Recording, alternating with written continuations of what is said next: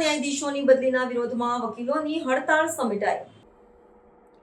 Supreme કોર્ટની collegium દ્વારા દેશભરની વિવિધ વડી અદાલતોમાં કુલ 14 ન્યાયાધીશોની બદલીની ભલામણ કરવામાં આવતા ગુજરાત વડી અદાલતના 2 ન્યાયાધીશોની પણ બદલીની ભલામણ થઈ હતી।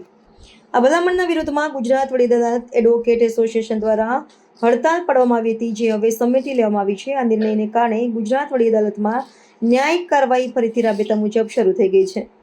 સુપ્રીમ કોર્ટની કોલેજિયમ બેઠકમાં ગુજરાત વડી અદાલતના ન્યાયાધીશ જસ્ટિસ સંદીપ ભટ્ટ અને જસ્ટિસ CM રોયની બદલીની ભલામણ કરવામાં આવી હતી।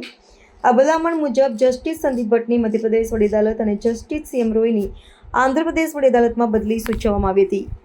આ બદલીના વિરોધમાં ગુજરાત વડી અદાલત એડવોકેટ એસોસિએશને અચોક્કસ મુદતની હડતાળ પાડી હતી, જેના કારણે ન્યાયિક કામગીરી થંભી ગઈ હતી અને કેસની સુનાવણી પર અસર થઈ હતી।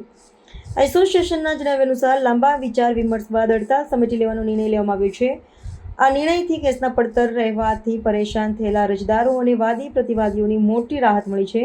હવે વડી અદાલતમાં સામાન્ય દિવસોની જેમ સુનાવણી અને અન્ય ન્યાયિક કાર્યવાહી શરૂ થઈ જશે, જેનાથી કેસના નિકાલમાં વેગ આવશે। પ્રાર્થના સંદેશ ન્યૂઝની તમામ લેટેસ્ટ અપડેટ્સ માટે ચેનલને હમણાં જ લાઇક, શેર અને સબસ્ક્રાઇબ કરો।